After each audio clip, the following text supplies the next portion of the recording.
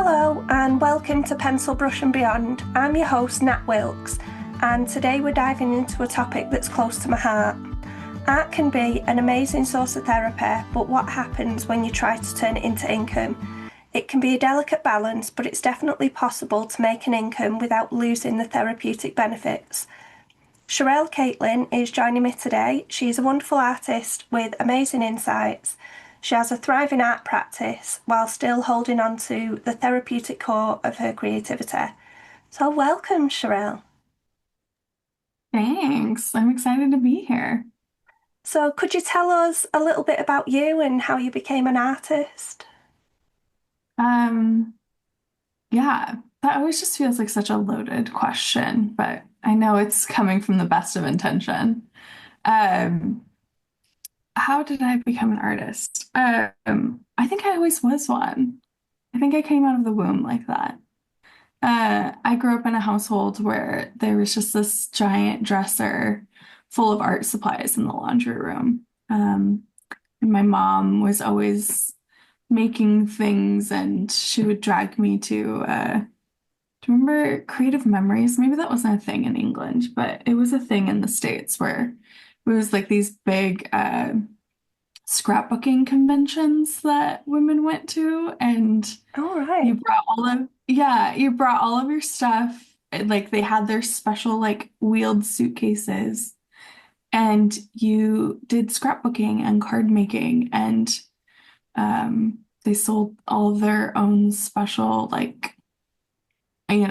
punch decals. And anyways, I'm squirreling and getting off topic, but anyways, so I would do that kind of stuff as a child. And so I just remember always being creative, and I think most people are. I was watching this thing the other day that was talking about how um, as children we all can draw, and then at some point it just is like beaten out of us that like you can't draw anymore, or only certain people can draw.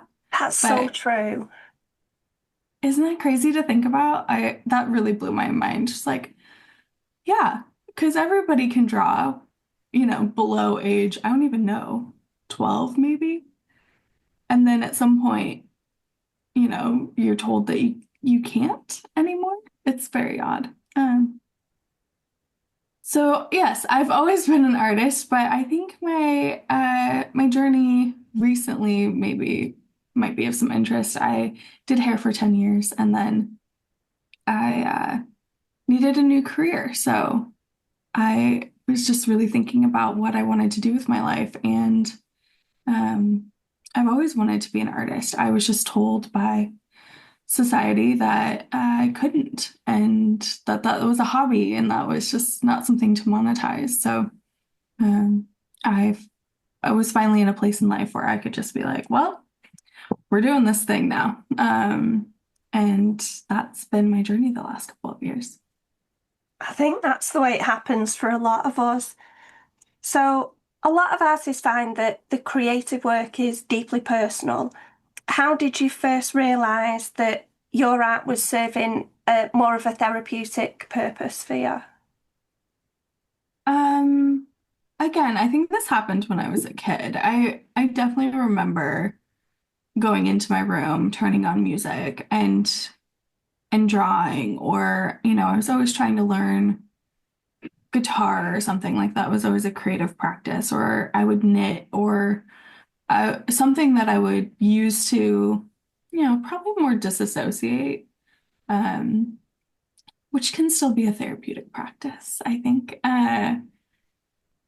Yeah, so I don't think I really understood it fully until probably, as I was older. And I don't think I really understood it until 2020 when the world was on fire.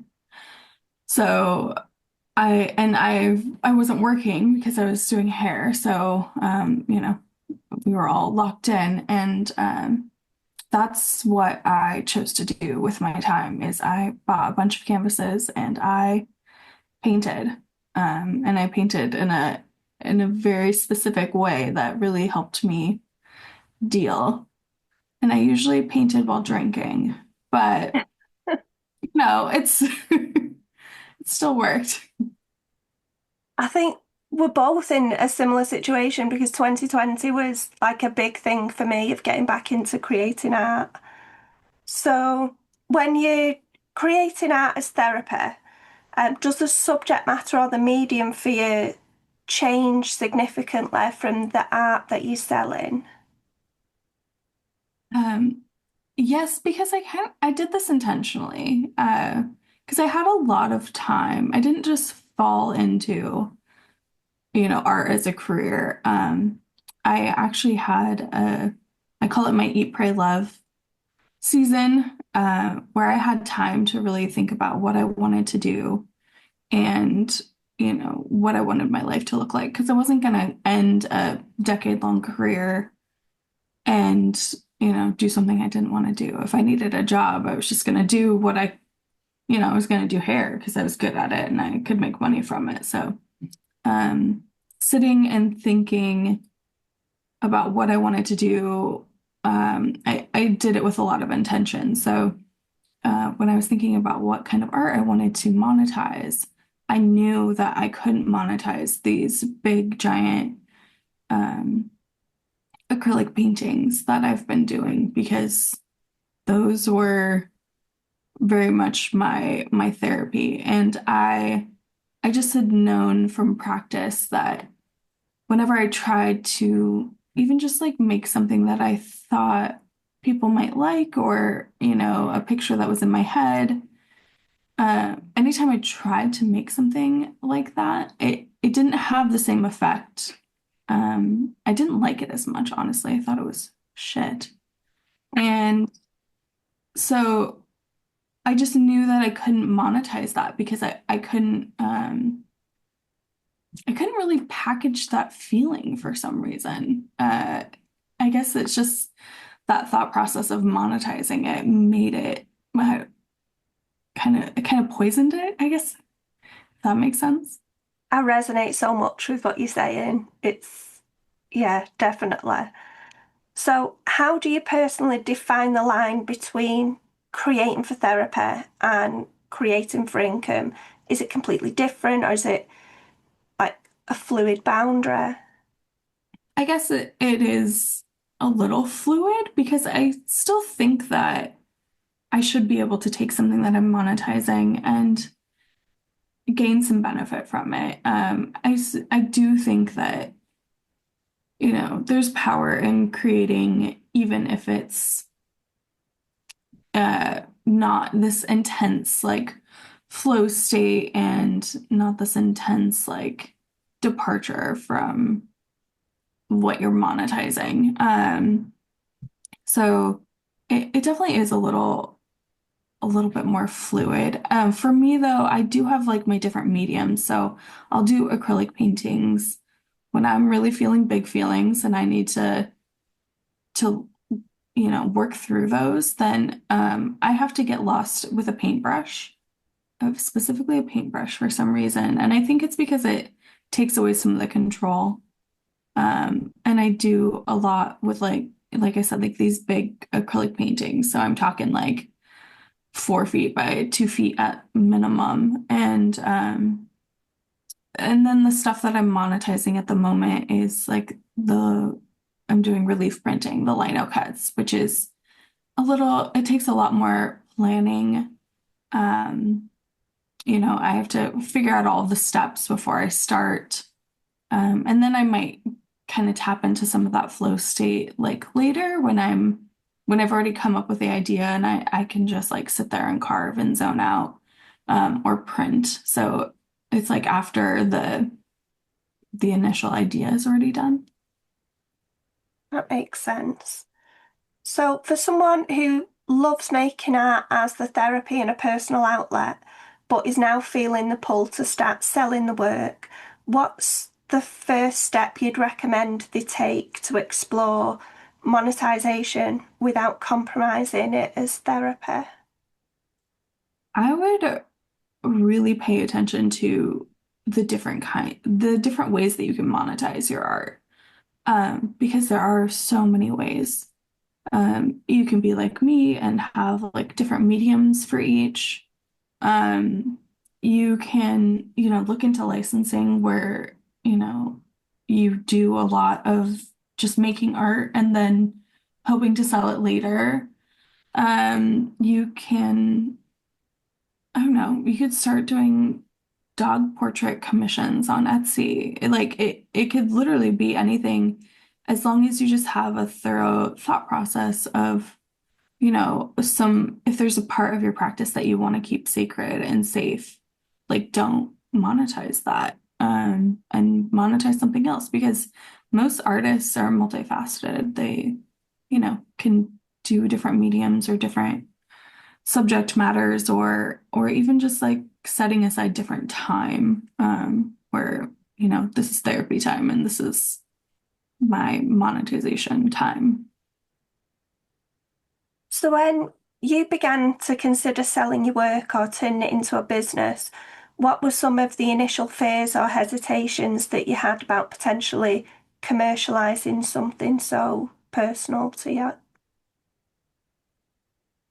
Um, Honestly, like they weren't initial. Like I said, I spent a lot of time thinking about this, but there's a lot of nuances of something that you've never done before that you just don't know what it is until you're in it.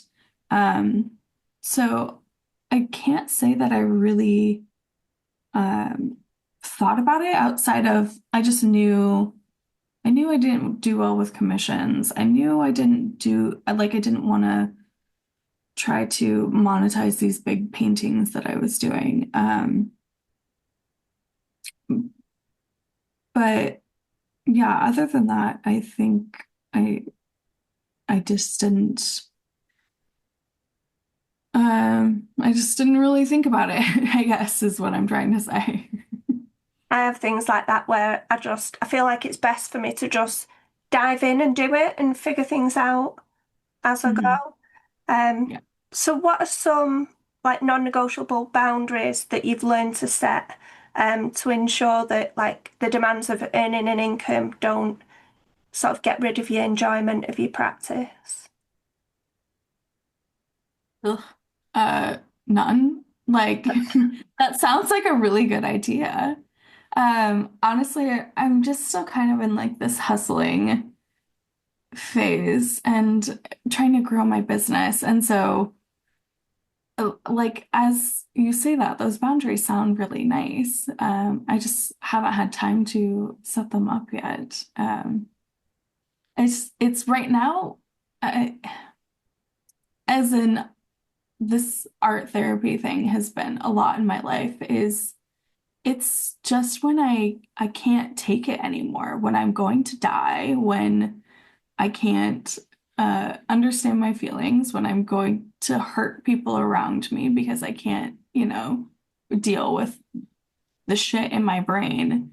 That's when I sit down and go like, okay, we are going to do something about this. And what do I know how to do? I know how to paint and make myself like feel a little bit better.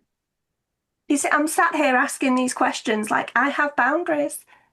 Like I tried to set boundaries. I was like, I'm not going to work on a weekend, and that just went out the window. Yeah. I think you're perfect, Nat. I think you probably have so many boundaries set up. So, can you give us, like, is there a practical example of a time when you've had to, like, sort of protect the therapeutic space from a business obligation? Or, like, what have you done? Um, I guess like I have thought that through in a way where I was just really intentional with what I wanted to do, when I was thinking through like different career paths that I could pick next.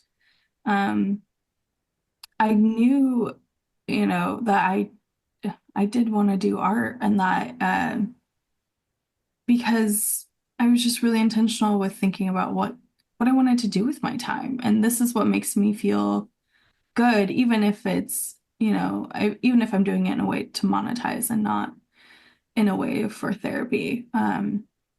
But I knew that was a choice that I wanted to make. So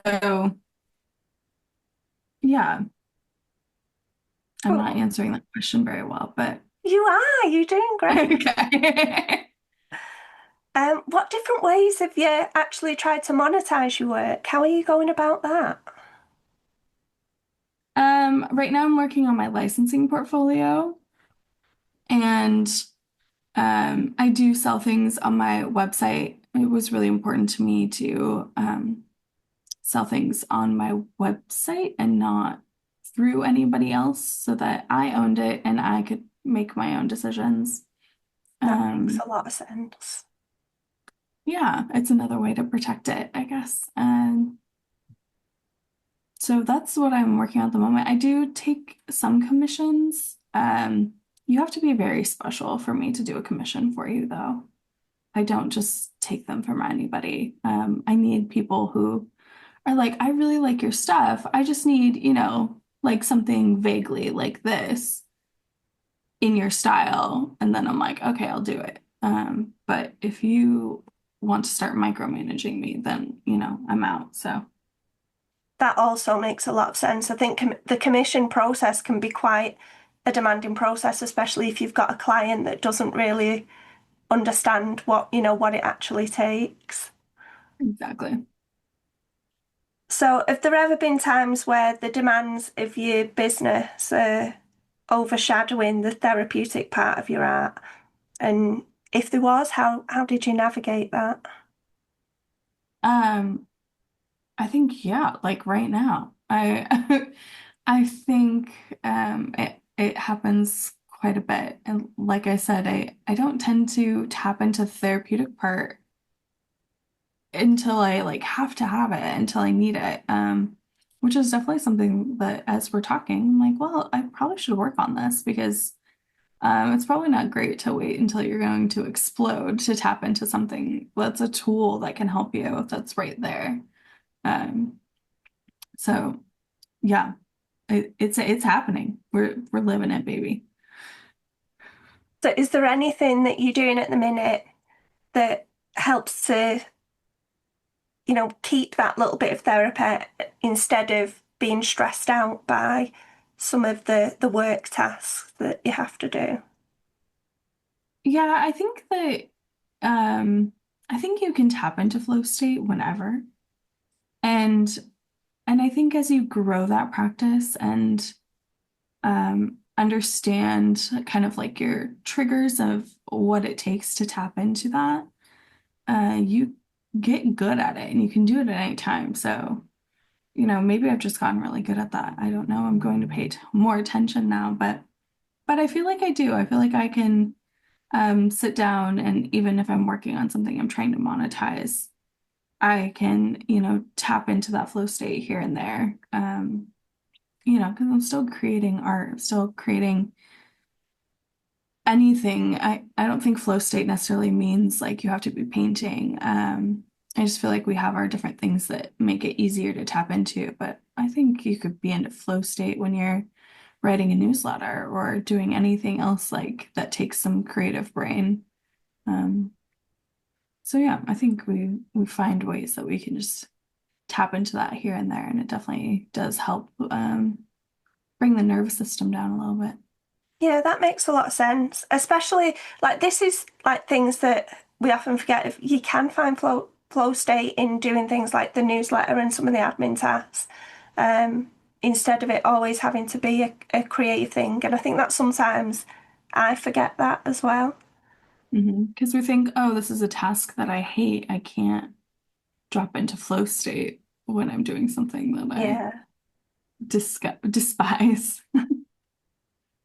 So looking ahead, how do you envision your art practice evolving? Are there any new challenges or opportunities that you foresee coming up? I'm definitely, working on my licensing portfolio. I want that to, excuse me, really help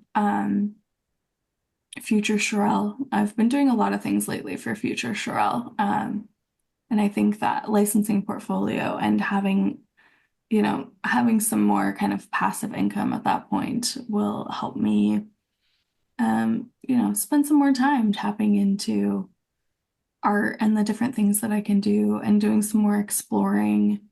Um, I'm just trying to stay aligned with my goals when I choose to monetize things. So, um, I guess that's the challenge because there's a lot of shiny things out there that are like, oh, I could totally do that and make money. But yet, when you're planning your life out, like, do you want to be doing that thing? Um, and the answer for me a lot of the times these days is no, actually, I don't. So, being mindful and actually like continuing to ask myself that question, it's actually really hard to do. Like, it's hard to take that moment to step back and be like, okay, does this align with the goal? And if it doesn't, I have to say no to it. And sometimes those decisions are really hard. That makes a lot of sense. So, what's one common mistake or trap you see that artists fall into when they try to monetize their practice? I don't think artists see what their creative practice does to them on a deeper level. Um, I think a lot of people don't really even understand that they're in flow state and what that's doing to their brain. I think, included. Uh, yeah, I think some people just like think, oh, I can do art and it's fun. And that's kind of where, that thought process ends.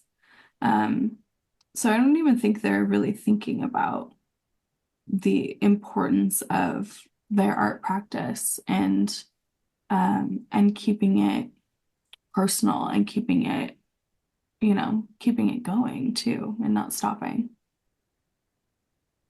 So, how do you approach pricing your work when it's quite personal to you?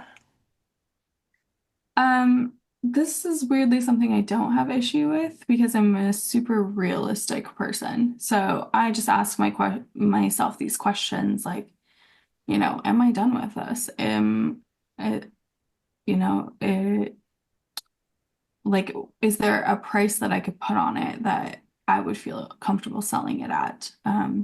That's a good one to ask because sometimes you don't even realize how much it means to you until you think about what's the price.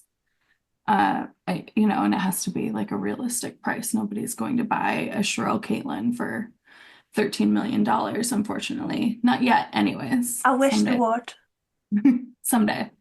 Um, so yeah, I just think about like if I'm done with it, and the answer is usually yes. I'm usually am like getting all those feelings out, and I don't want to keep them around. Like I'm done with them. There's only been a handful of pieces that I have kept that mean something to me, and I'll never sell them. Maybe those will go for 13,000 or 13 million. So, beyond the financial aspect, then, what are some unexpected benefits that you've experienced from monetizing your art that have actually enriched either your life or your artistic journey? Well, like your previous question, I am the artist that makes the mistake of not realizing that I needed both to live, that the importance of my creative practice like kept me alive and it sounds so dramatic when artists say this, but it's very much true. When we get to the point, like I said, when you can't function anymore in this world, that you have to go escape it for a little while and draw or paint in order to see things and understand things and to move through the world. Um, we're serious when we say like we can't if we don't do that, we die. Like there is no other option. So yeah, I guess not understanding that it's important that I do both. For someone feeling burnt out by the business side, what's your go-to method for reconnecting with the therapeutic practice? I have to like pay attention to my triggers and getting back into flow state. So if I'm really struggling, I have to pick up a big paintbrush and my big acrylic canvases, and I have to, uh, pick up a paintbrush of some kind, and I have to pay attention to my triggers that get me into flow state because that's a point when I really need to get into flow state. So I have to put on music. I have to be feeling a certain feeling, and I have to get into it that way. Okay. And for our listeners who might be in a similar situation and looking to monetize what they are currently doing as a therapeutic practice, what's one crucial piece of advice that you'd offer to help them find a sustainable balance from the start? Again, that seems like a loaded question, and it also implies that I have figured out a sustainable balance, which I have not. But I will say that uh, using the different mediums for different things has helped me. So I would maybe just think about a way that you could separate the practices.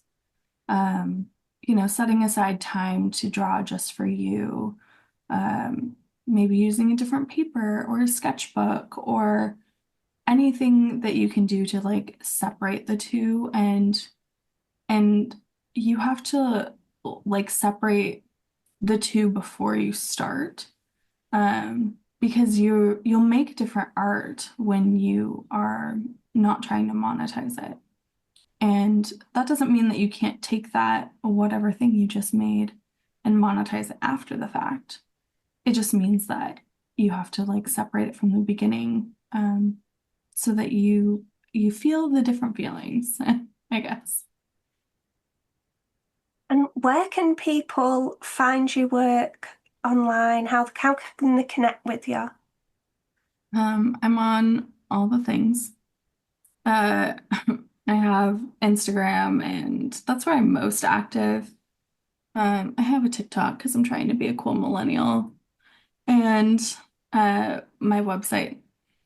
Everything's under Sharell Katelynn, and I think you're gonna have everything linked because that's a weird name and it's hard to spell, so nobody understands what that means. I will make sure there's links in the description to all of the things.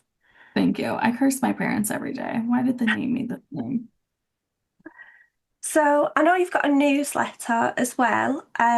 What can people expect from that if they sign up?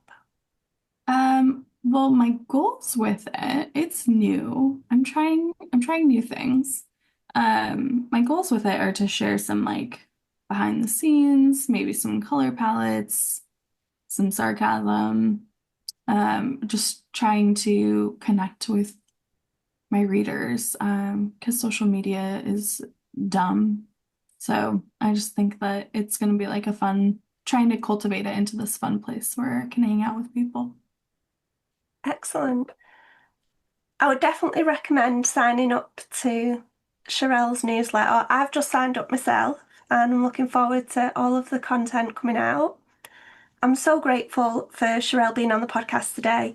Her insights on defining boundaries, recognizing fears, and blending art as therapy with business have been absolutely amazing. If you haven't already, you absolutely need to connect with us, so don't forget to head on over to our website and sign up to our email list. There'll be a link in the description to all of these places. Thank you for listening, and I will see you next time.